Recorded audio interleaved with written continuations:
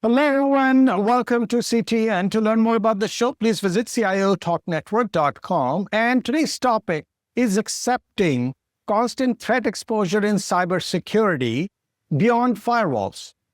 So we all know that there's a lot happening and there is a constant change that happens in the IT world, the business world, and now you've got AI throwing in the wrench. Now, we always wanted to get control. That is our dream, right? As cybersecurity leaders and IT leaders, that we always control it.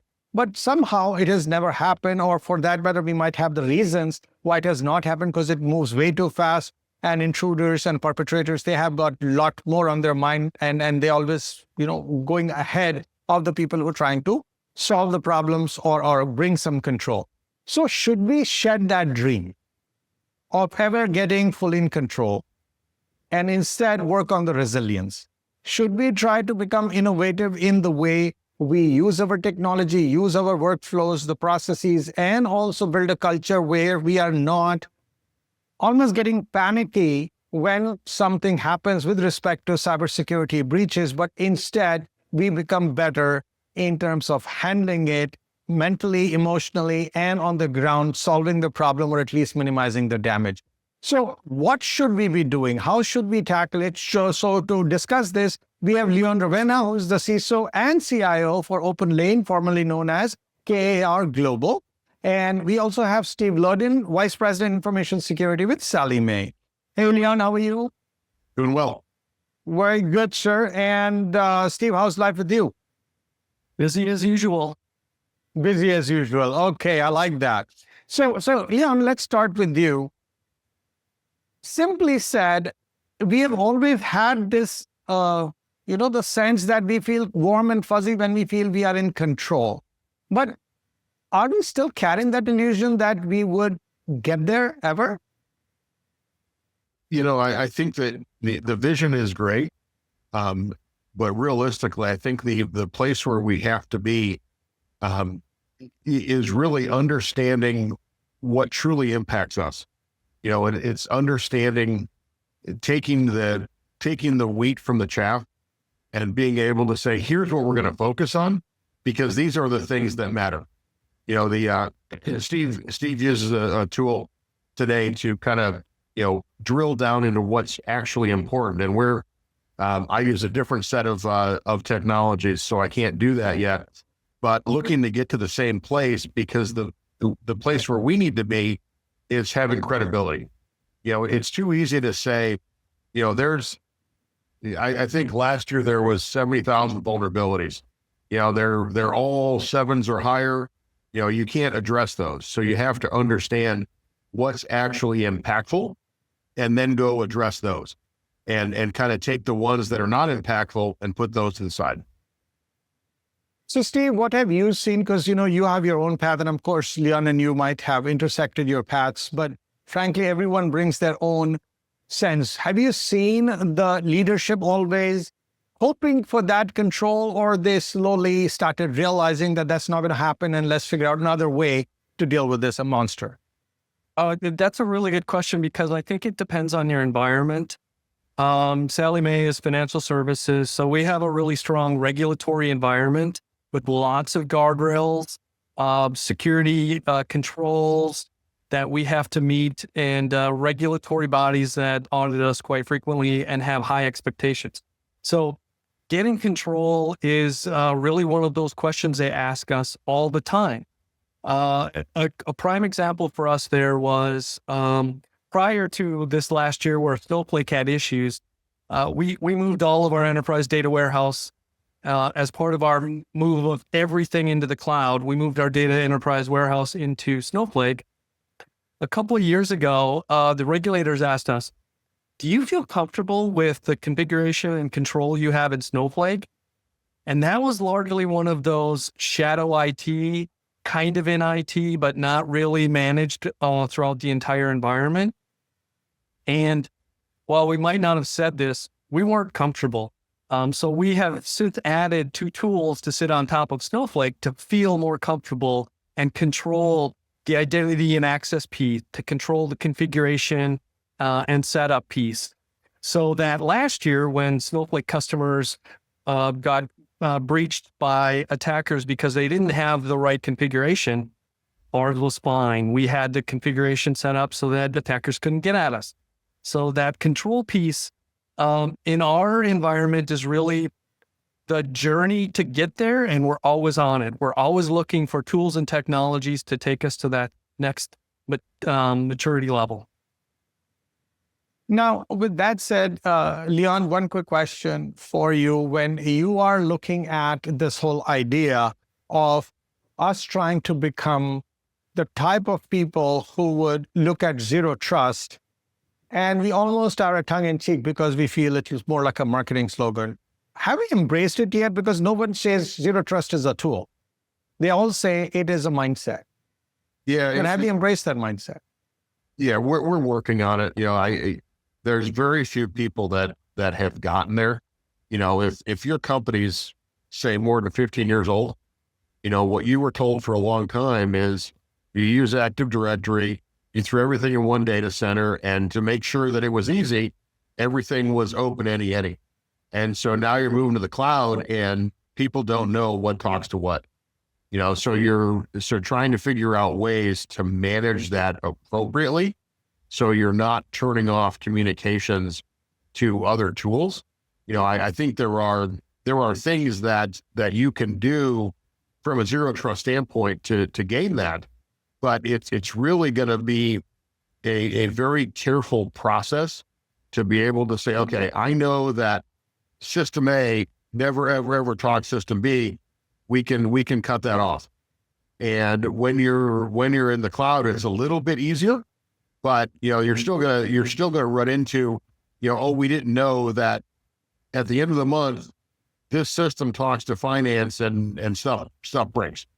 But really, I think to your point, it's a mindset first to understand you have to segregate everything out that you can, and then work to start doing it. So we have Jagannath Sahoo. Hi, Jagannath. How are you, sir? Hey, hi. I'm doing good. Very good. Thank you so much for joining us. So as you might be hearing a little bit about, the mindset. So you come from a different part of the world, but very, I'd say it's growing leaps and bounds, right? You're coming from India. Yeah. And let's take a geographic and also a cultural approach to, is the zero trust mindset being embraced wholeheartedly, or we are ways before it happens? It is way ahead, actually. Before starting, actually, let me cover the topic. The topic, I guess, beyond security or something topic is, right? Right. So after the COVID era, there is a lot of change. Actually, now perimeter is different, actually. After COVID era, the cloud become the new data center, and internet is the new network now. Home is the new office, okay? And application, everything moved to containerized, and coding becomes zero code, no code.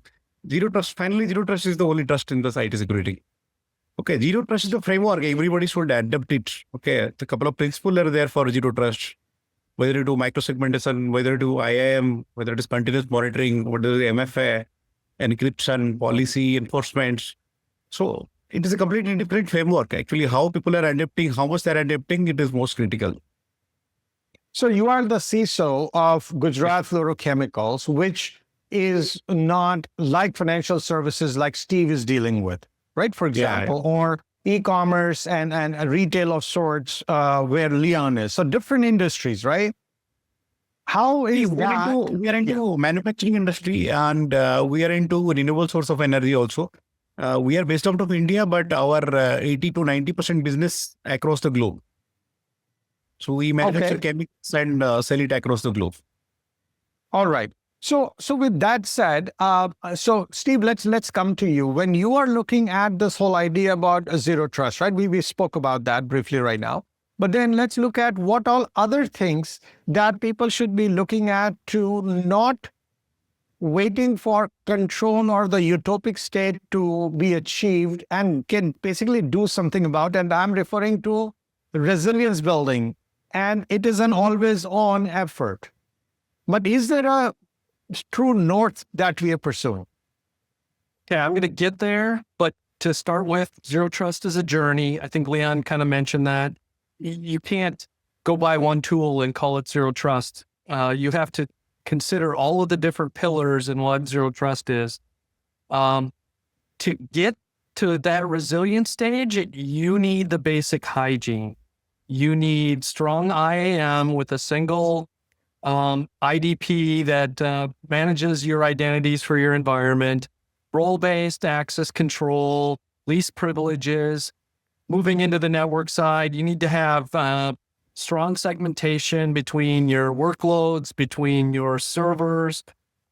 A server sitting in China shouldn't need to access your HR server sitting in the US, as an example. So microsegmentation between networks, between AWS accounts, between whatever is all just that basic hygiene. Making sure that your devices that access your network are limited to what they can get to only what they need. And doing, device management is all basic hygiene. Once you get beyond that in that journey, then you can start to talk about resilient infrastructure. Here at Sallie Mae, we've moved everything to the cloud. We're doing the cloud CSPs as our infrastructure, and then we're in a ton of different cloud SaaS services. We rely on SOC 2 and the SaaS services to provide that resiliency. Are there hiccups? Absolutely. Even on the CSP side, there's been hiccups over the past 5 years with Amazon. They lose a region. How do you work with that? You start to think about resiliency within the resilient environment. So we spent time having US East 1 and US East 2 assets in case one of those regional data center infrastructure pieces goes down, we've got something nearby, rather than spinning up a whole backup data center in the West region, as an example. So starting to think about resiliency is really critical. And the other thing that you start to then scale up is, how can we have multi-cloud providers?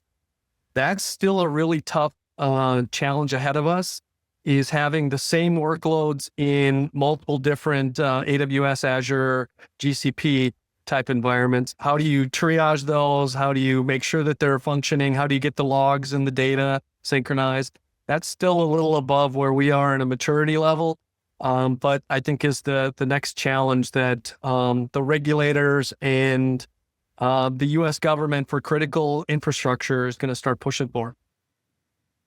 So, yeah, go ahead. Yeah. Quick thing to follow and see that, he mentioned IAM. If you were looking one place to start, I would probably start with identity. Make sure that you have that right. So you're protecting where you can first.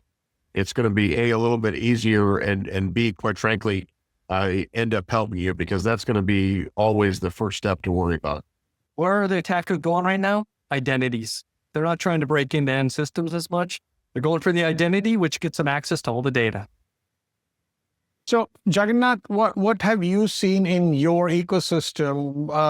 Where are you seeing identity, for that matter, is being looked at, and how much it is important, and what are you doing to it's not a crown jewel, but that's a point of entry, right? So you got to rethink everything. So what is being done? How are you even looking at it? What are you doing to make sure that you are resilient towards such attacks? Yeah. See, now question is, you cannot tell you will not get attacked, but the question is when you are getting attacked, or how much attacker is putting effort to get you attacks. And somebody was talking about the pillars of zero trust. I think there are almost 7 pillars. One is user, device, application, and data, network devices, automation, visibility. These are the pillars of the device. And zero trust should start everywhere, actually, whether it is endpoint, whether it is API, network, cloud, everywhere follow zero trust, whether it is data security, IoT security. Being a manufacturing company, we are using a lot of IoT device, OT device. There also we should enforce zero trust things. But is it a pipe dream, or is this actually happening to the degree you would like to see happen? I know it's a journey. It's happening. Yeah. It is happening. Yes, I understand. In OT security, a lot of legacy system is there where we are not able to enforce. OT, IoT, lot of legal system is there, but rest everywhere we have started putting zero trust thought process, yeah, particularly endpoint, API, network security, cloud, everywhere started, except particularly in manufacturing where IoT and OT devices there we are facing some challenge due to legal system. Otherwise, rest everywhere we started putting. So, Leon, do you think we still carry resilience as a fallback, or has it become a frontline strategy, if you will? No, it's become a frontline strategy. You have to. I mean, Steve mentioned that Amazon went down. Amazon should not go down. Data centers should not lose power, but they do. So you have to plan for that. Now, do you plan for that in huge ways on every application? Maybe not. In Steve's world, yes. But there are some applications that you may not look and say, well, I need duplicate copies, or I need a way to bring this back up quickly. So I think there are measurements of resilience that you'll want to look at that you can actually kind of bite off and chew. The one thing that I would disagree with is doing everything at once, because if you do everything at once, you're going to fail unless you're a lot better than most of the people that I know in the security space. And actually, I want to drop back to a little bit on the identity stuff. Steve effectively alluded to, people are logging in, they're not breaking in. You can go buy credential lists off the internet that have, here's username, here's password, clear text password, here's where they logged in. And we buy some of those to be able to understand, and help for our employees and our customers. And if you're not doing some of that, you're open, okay, to potential fraud and things like that. But I think that's, that's why I say identity is first. Agreed, everything should happen, but if you don't start with one thing, you're going to fail at all of them. So, Steve, no conversation today is ever complete till you don't bring the buzzword AI, right? Yeah. So AI is the weapon, and AI is also the shield, if you think about it now. So we thought that, okay, we bring AI, we go after these guys, and they'll be caught in no time. And guess what? They again are outsmarting. And you got the same thing could come and sabotage our efforts.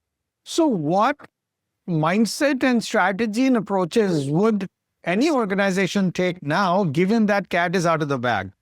Couple of different approaches. If you have a strong third-party vendor management process in place today, then making sure that you've got your guardrails around AI on top of any business application that you're trying to buy or contract of services. So making sure that your third-party vendor management is at front line in understanding what's coming in that says AI, understanding the impact of that, the data flow, whether that data is being merged into global LLMs or whether you have your own tenant that keeps your data separate. Those are all really good questions on the incoming side. From the security side, we haven't really seen the impact that everybody expects on AI.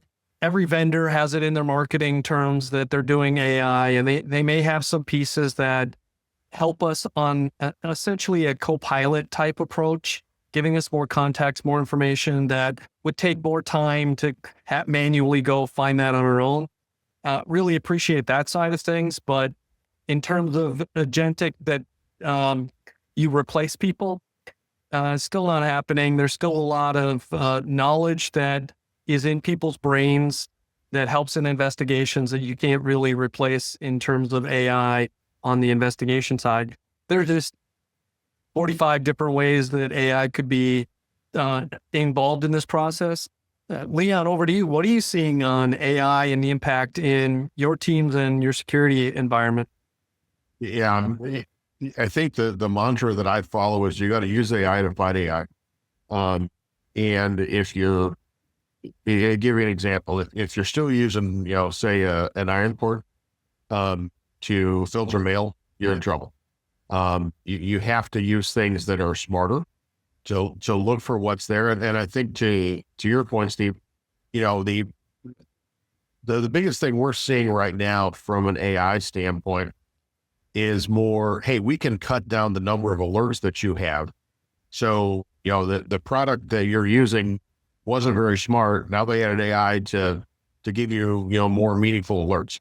But there's, I've seen some pretty wicked, new, really early stage startups that are doing, thing that will stack vulnerabilities on top of each other. Those are the things that scare me. Those are the things where, you're seeing what's coming from, from companies, but the bad guys are doing the same thing. And there is no real, guardrails on what they're doing, as there is for you to particular domains. So, Jagannath, would you say for us to tackle this whole AI related threats and prepare ourselves, step one is let's do a status check. Are we moving fast enough in terms of leveraging AI, using AI and deploying AI so that we are not just stuck defending and instead are able to take an offensive stance and be able to attack so that you nip it in the bud? See, particularly in cybersecurity space, if you see a lot of AI is getting used. Every company, every OEM is coming, they have AI solutions. They have ML solutions. AI, ML both are giving as a combined. Every solution is started coming. Now, even if SOC, the pyramid has changed. Earlier, what I was L1 was number of people was very high. L2, then L3. L3 was very nominal, just like a triangular shape. But now it got changed. Putting AI, ML, lot of things is getting automated. All the mundane tasks or the regular task is getting automated through AI, ML now. There are a lot of optimization is happening. And people are talking agentic, people are talking genetic AI, but I think genetic AI very soon it will going to be history. Now agentic, we're talking a lot of things on agentic AI. There is a lot of things happening in agentic, but AI is helping ultimately for predictive analysis, automations, process optimizations, personalizations, fraud detection, everything where AI is getting used nowadays. So, Steve, I'd like to build on what Jagannath said. So while people are looking at tools, and frankly, tools will catch up, right? I mean, what you don't have today, tomorrow you will have it.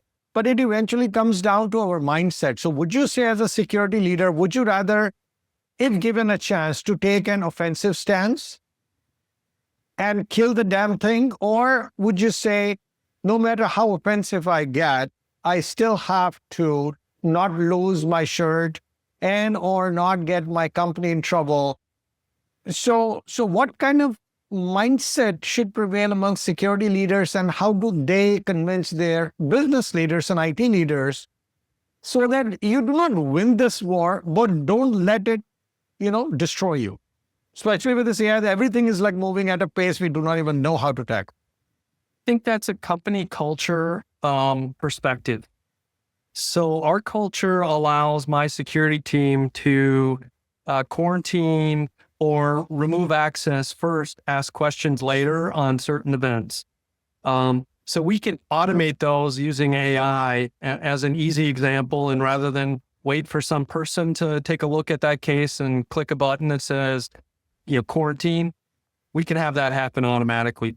I think in those cases, we've got cultural support in the business to be able to do that and take advantage of that. And that shrinkage of time between a person doing it and an AI doing it really doesn't impact us that much. So they're going to be fine with that. It's the case on, you've got AI.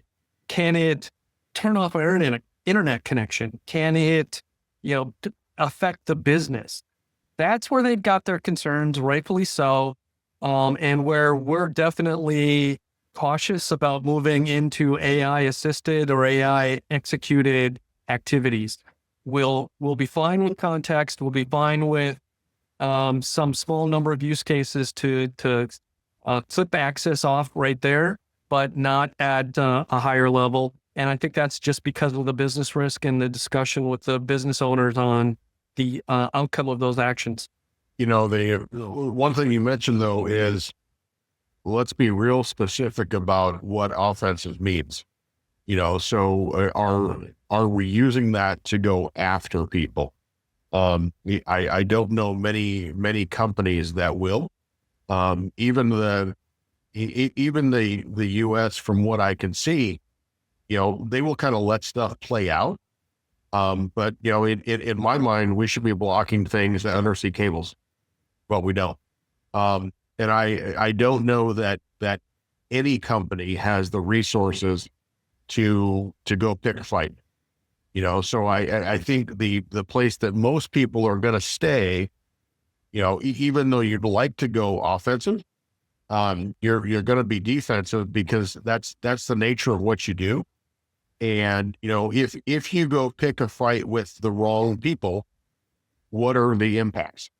So I think the things that Steve is talking about is using your resources better, but still in defensive mode. And when we talk offensive, I have one of my guys is in the Army Reserves, and there are people that, that he knows that's what their job is to be offensive. You have to be very, very careful and understand what you're doing, because you're putting your company's resources at risk when you do that. And you have to weigh that against the fact that if a nation state finds you offensive and they target you, you've lost. You can't prevent nation states, if they're focused on you, from getting in. They have way too many ways to social engineer or logically engineer access into you. So stay below the radar. Don't push them is kind of our goal as well. So, Leon, question for you. How do you distinguish between a real-time threat intelligence and noise? Because frankly, both are being generated by AI right now. So we, like most, will buy threat intelligence for what's coming. And some of our tools will do correlation for us. Hey, I see something in Guardrails, I see something in EDR, I see some over here. Here's kind of what it means. It's taking people out of of the process. I just think using those is beneficial, but I don't want to go right now a lot beyond that. Sure. So Jagannath, when you look at your organization and you mentioned that global 80 to 90% of your business is global and everybody's working and everyone is also exposed to the potential AI-based threat. So have you come up with some sort of a calibrated way by which you say, I'm going to put this much human power and this much AI power to do the threat intelligence, do the remediation, which has turned out to be a sweet spot or a magic formula that's worked for you so far? See, I'll tell you one thing. There is new terminology started, that is called Cobotics. So AI and robot getting used in plants nowadays. That is Cobotics, where human and robot working together. So we are trying to see, it should be top-down approach. Until unless the leadership asks question in every meeting, how much AI is getting used, it should be top-down approach. So we have started giving training to all senior leadership, whether it is Copilot and others. We are enforcing them to start using Copilot, so that they would day in, day out, they will think how AI will get used by every employee. So we are focusing more on that. What you're talking about is them embracing the fact that you have to use human and AI both. When coming down to not getting into the weeds, but if there is a problem, right? Or you're trying to secure an environment and you got certain SLAs or certain levels of security you have to maintain, then you've got to do something so that you are not fully relying on AI and not totally going back in the ages to say, I'm going to only do human because AI is not working out. What are you finding as a good balance here so far? See, as of now, we have started using a couple of RPA. So we have decided to put 100 RPA cases for this year, where many things we want to automate through AI only. Where we through AI intelligence, we want to automate many processes through AI, through different RPA, robotic process automations. Okay. So see, when you're working in financial services, everything moves at a warp speed. Yeah. And then we actually recently covered a topic which is almost like metabolism of AI knowledge, right? So like our body that somehow knows what to keep, what to reject, and what not to get out of hand, right? Similarly, when you're putting something in the hands of AI, internally, a lot of things it is doing which is not available or it's not fully explainable, but you're loving the outcome. Now here, when you're going to put the AI and the human and you're trying to get a certain outcome, you also want to make sure that you're not rolling the dice, you're doing something which is going to be effective, yet not give you unpredictable results, or it's not going to get out of control or, put you in a lot more danger than you started. Have you done anything in your field? Because you guys must be the most advanced when it comes to industries, right? Okay, yes, advanced in financial services, but the business rules there. So putting AI in charge of things, no. As Jagannath said, we're also doing SOAR, security orchestration type events. He's using RPA. We have RPA. So specific events, yes, but we're definitely not, as an industry, willing to put AI in charge such that it may have an impact to the business and continuous operations. So do you have a playbook to say, okay, these are the use cases where this percentage or this, there has to be some determination. It cannot be fuzzy logic, right? So there must be something that you may be doing to make sure by trial and error and ABC testing or whatever else that you do to come up with that sweet spot, which so far has brought you reasonably good results with enough risk management, if you will, because financial services stakes are high. Yes, I agree. That takes people. We're definitely not the size of an organization like Citibank or Bank of America or something like that, where you could devote an entire team to do that evaluation. So we're relying on a lot more manual effort in running tests, seeing the impact, and then choosing those to be able to be automated rather than a whole suite and a whole playbook of all these different use cases. We're definitely not that far yet. Leon, what have you heard, because you're also active in the community, talk to a bunch of people, and including your own environment? How is the CISO community, the security community, trying to tackle this? The mix, human and digital worker working together to help get security the best it can be. The short answer to your question is validation.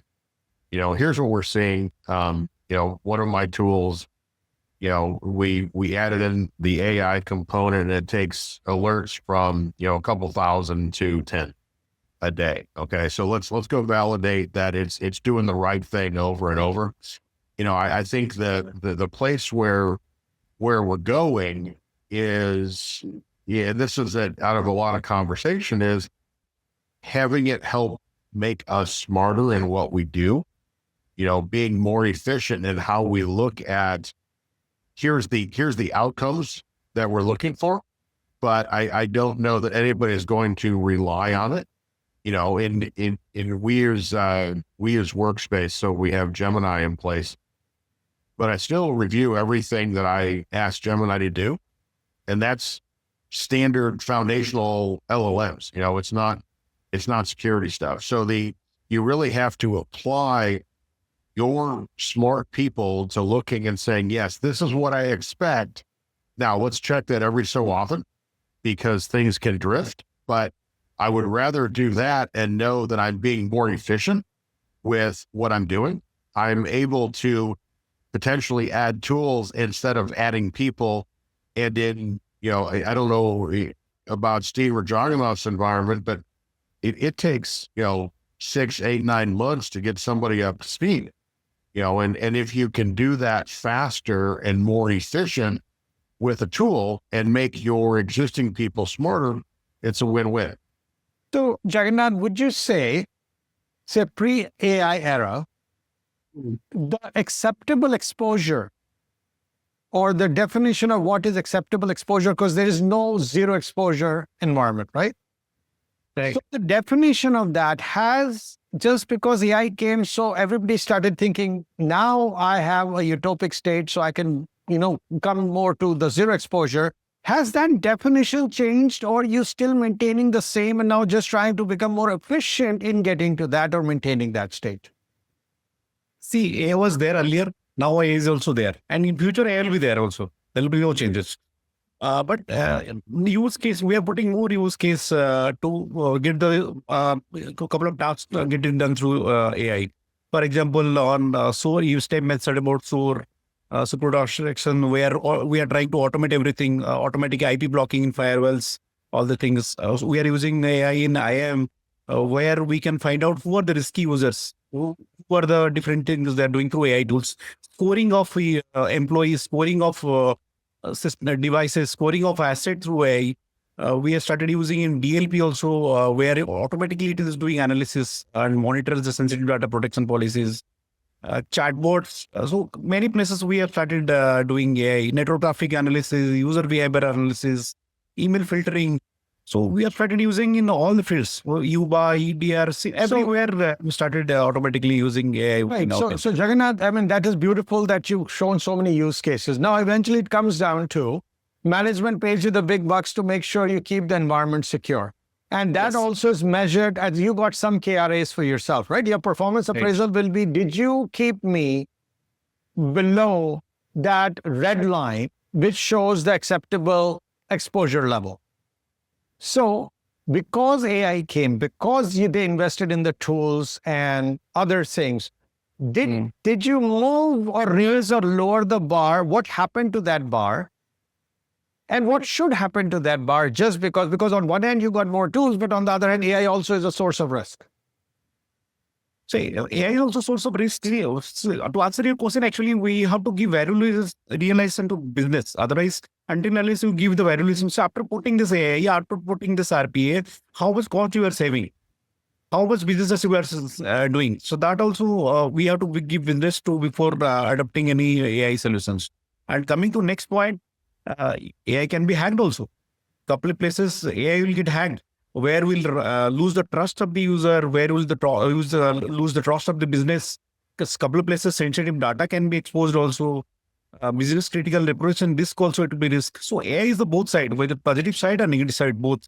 But to answer your questions, we have to give justification to business why you want to put this AI, what is the business doing, what is the value realization, what is the revenue we'll get it from, how we are saving money, all these things that also we have to give it to business for the business case project, for getting the money for the CapEx and OpEx.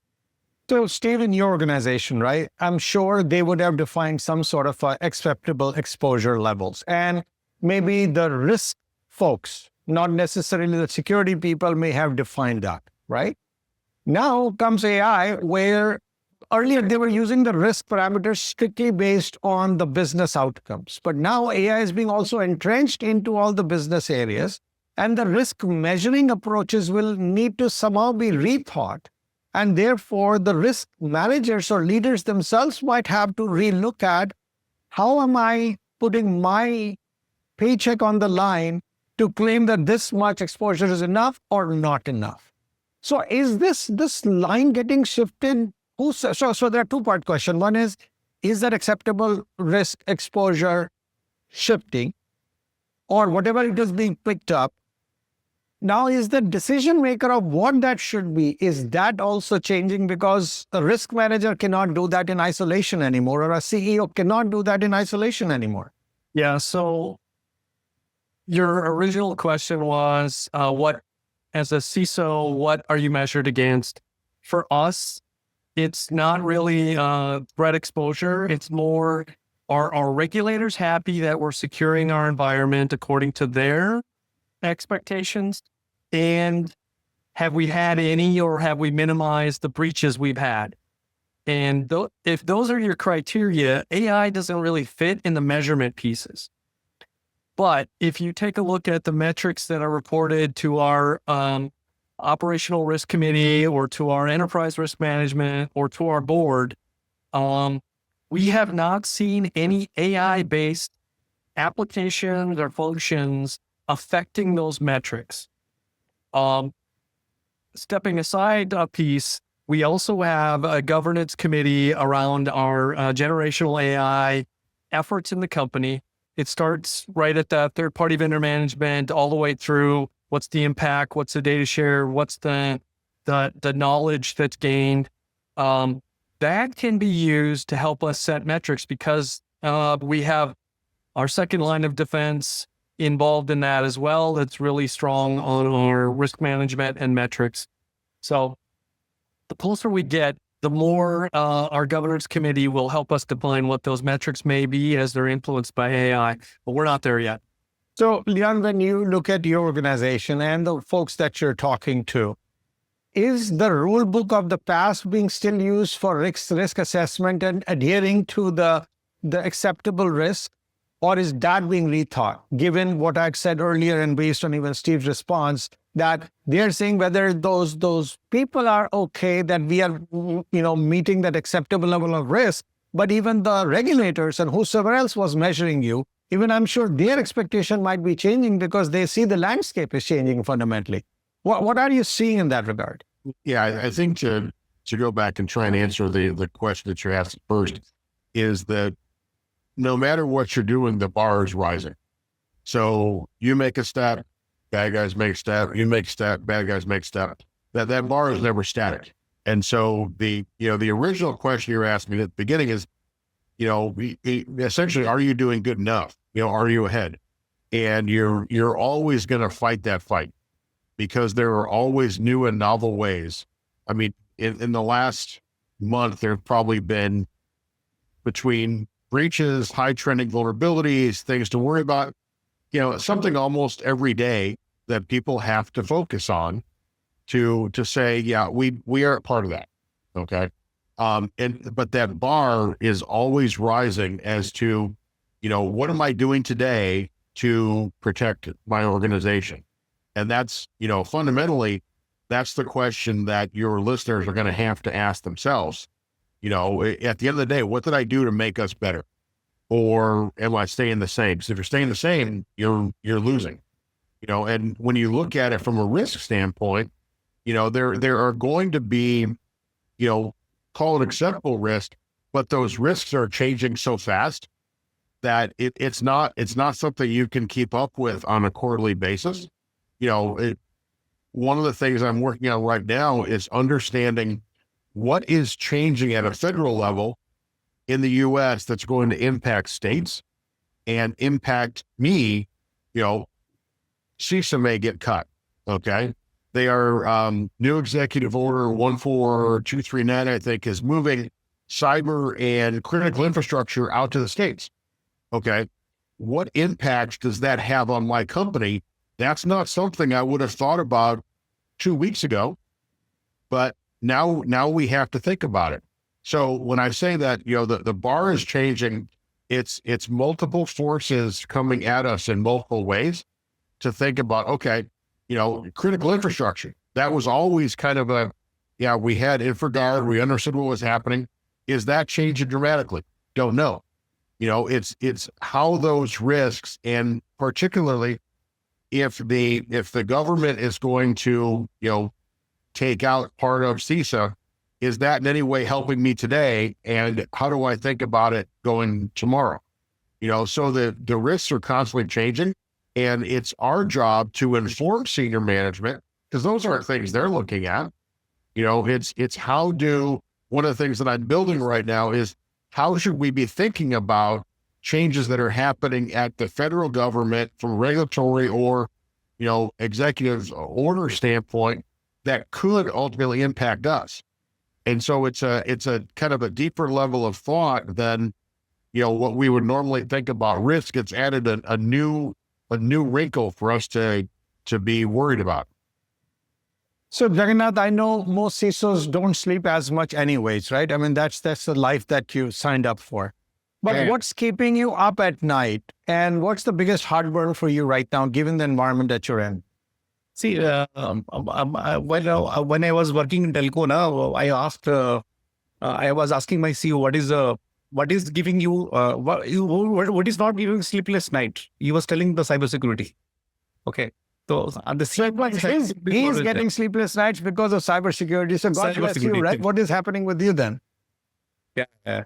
So see, if you have proper resilience in place, then you will also have sleepless nights. You will, if you not have resilience in place, you will not have sleepless nights. So if you have not tool implemented, if you have not implemented all the solution, also will have that issues.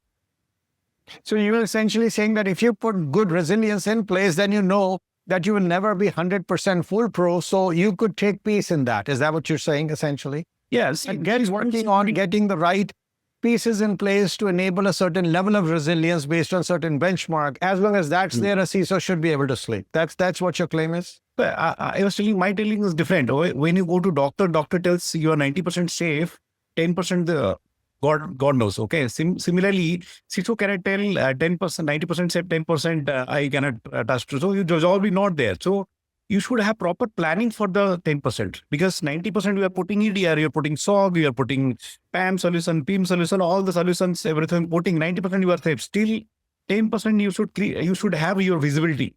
You should have proper CSPM in place, DSPM in place.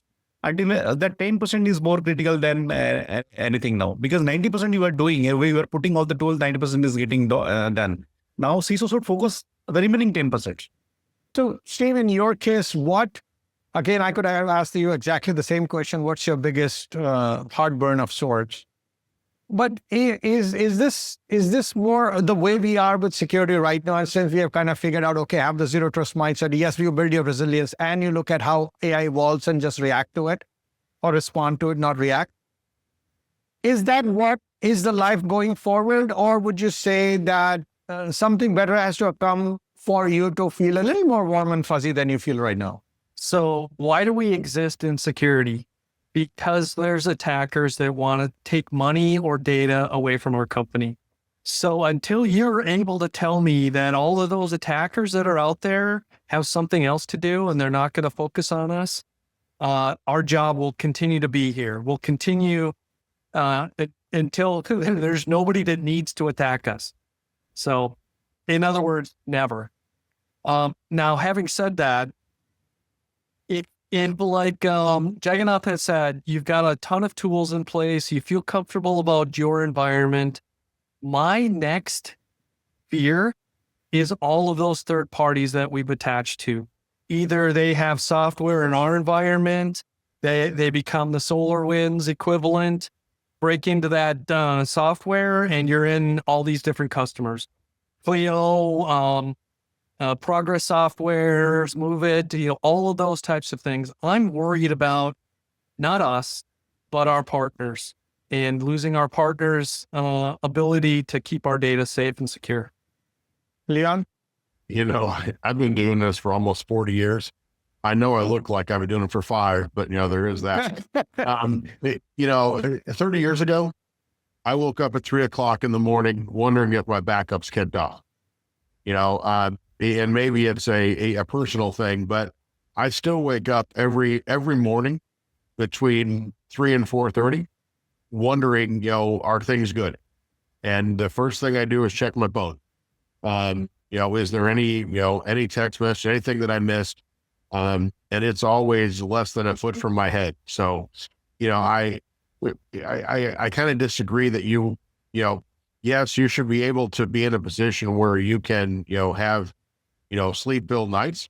But in this job, there are too many things that can go wrong that we're trying to anticipate for. And I think you can build as well as you can, make sure that everybody understands, what is there, what isn't, what are the risk points, and then move on. But I know, at least personally, I haven't gotten a straight, 8-9 hours sleep since I was probably in high school. So interesting. So we'll wrap this up with the this question for you, Jagannath, that if you were to look at all CISOs, they have always been leaders, and now they've been recognized and respected for being who they are and what they're doing.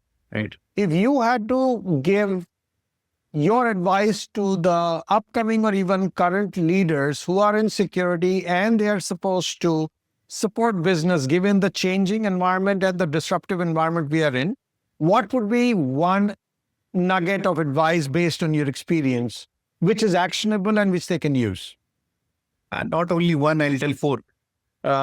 Always use advanced threat intel model because intelligence is more critical for the anything. Do a strong collaborations. Second point is strong collaborations. When you do collaborations, what other CISO is doing, what other challenges is facing, we should learn from them. Okay, so because this is on-job training, you should learn from others' failure, not your failures. Okay, so first is threat intel. Second is collaboration. Third is proactively work on the IOCs, indicator of compromise. Proactively work on the IOAs. Different IOs used to come from our SOC from different time through different intel. That is, and last thing I'll tell you, if there is an issue, report it. Okay, don't hide it. Till the time you are hiding it, you are suppressing the issues again and again. So report if you have any issues. So 4-5 things I told. One is intel, threat intel, strong collaboration with the CISO community, and use all the IOCs, IOS, and start reporting. Don't hide. Great. Steve? I'm just going to agree with what Jagannath said. Participate in your industry ISAC. Make sure that you're working with your peers, understand the attack environment and what you need to prepare for in terms of threat intelligence, and bidirectionally share that with your peers. That will get you the most protective foundation for your company.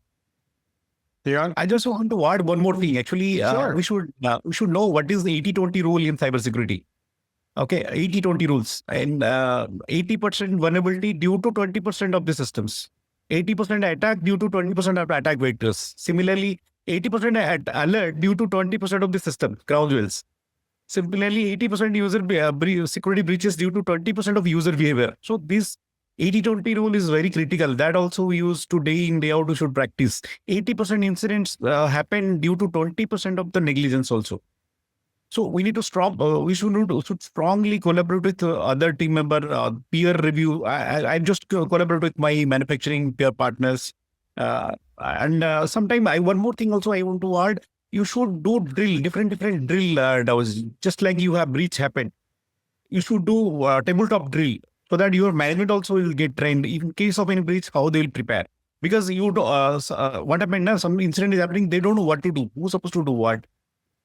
So if we're doing cyber drill regularly, tabletop exercise and cyber drill, it will also help the entire company to know what to do and when. Great points. Great points. So, Leon? I would close with kind of three things. What are you doing to understand your business and help your business succeed? Number two, what are you doing to help yourself succeed? I just went through AI governance certification, so I understood what's happening there. What are you doing to make yourself better? And then three, what are you doing for your community of cyber folks? Are you there to listen when someone needs to vet? Because quite frankly, nobody knows what we do inside your company, and you can't really talk to your spouse about it. So what are you doing to be there when somebody's struggling? You know, are you available to someone to call you and vet for 10, 15 minutes? I'd leave you with those three things. Great. So thank you so much again, Leon, Steve, and Jagannath, for sharing your insights. This is a very important topic and the world is changing. So all your points are well taken. And I'm sure our listeners would love what you shared as nuggets. So thank you so much again. And the folks who watch us, follow us, please subscribe to our podcast, subscribe to our YouTube, and connect with us. We are here to help you get enlightened and perhaps get some actionable insights. So thank you again. This is Sanjog Aul, your host, signing off. Till next week, take care and God bless.